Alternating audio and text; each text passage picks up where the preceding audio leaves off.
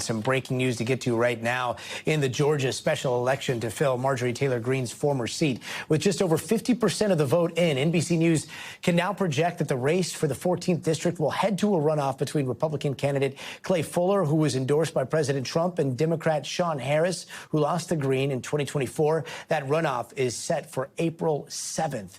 Now remember, Greene resigned late last year after breaking with President Trump over several issues, including his handling of the Epstein files. I want to bring in NBC News correspondent Aaron Gilchrist, who's at Republican candidate Clay Fuller's camp right now. Aaron, the polls just closed, and we're already making this call. What's the reception to these results? And was this totally expected? This is somewhat, mostly what was expected here in Georgia's 14th congressional district. I'll tell you, though, here in the room, it doesn't seem as though word has sort of trickled out to folks who have gathered for this watch party. They're continuing to watch results come in on the the Secretary of State, the Georgia Secretary of State's website.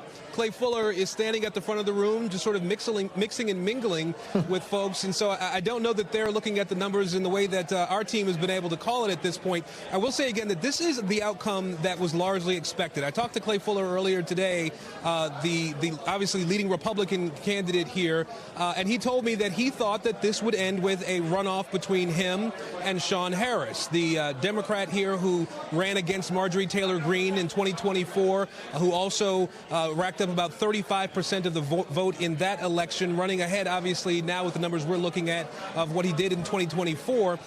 Clay Fuller, though, the candidate who was backed by President Trump in this race, felt confident coming into today that this would turn in his favor, at least among the 12 Republicans who were vying for the votes of their constituents here. Now, I point out the fact that there were 12 Republicans running in this special election, just to make note of the fact that there were a lot of people who were hoping to sort of place in this race, right? And that is what diluted some of the numbers and have put us in a position now where there's going to be a runoff. I also talked to Colton Moore, the second Republican you saw on the screen there, who effectively is in third place at this point, and he felt like the wind was at his back, that he had been out talking to voters, and it seemed as though there was a lot of excitement built around his campaign throughout the course of this election cycle. We know that he has been the one who's been a little bit more of a firebrand, a little bit more stylized in the way that President Trump presents. All of the candidates were staunch supporters of President Trump. Clay Fuller, obviously, the only one who got the backing of the president, and he is going to be a candidate, I think, who continues to present in a way that's a little more mild-mannered, not quite in the style of Marjorie Taylor Greene, who used to represent this area, or in the style of President Trump, but still someone who got the president's endorsement. The president was here in Rome a few weeks ago. Clay Fuller was on stage with him, and again got that verbal endorsement from President Trump that's now led him to this runoff. Just to explain, Gotti, a little bit about how this will work going forward. You'll have that runoff election in April. They're calling people's attention here in the room. I suspect that means that they're about to notify them about where things stand before we hear from Clay Fuller. Yeah, I think they probably found your stream there, Aaron. I do want to ask, you've been talking to voters all day. If you could, and feel free to interrupt and take us to what's happening behind you, but I do want to ask, how much of an impact did President Trump seem to play in this special election based on the conversations you've been having throughout the day? I wanted to make sure to come by here tonight and tell you thank you.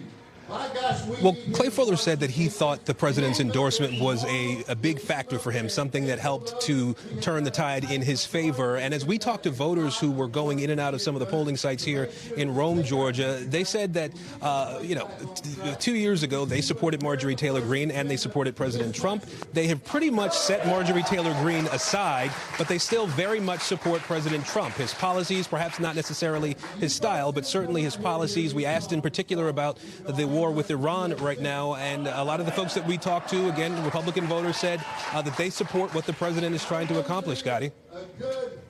Aaron Gilchrist out there in Rome, where all roads are leading tonight. Thank you so much, Aaron. We thank you for watching, and remember, stay updated on breaking news and top stories on the NBC News app or watch live on our YouTube channel.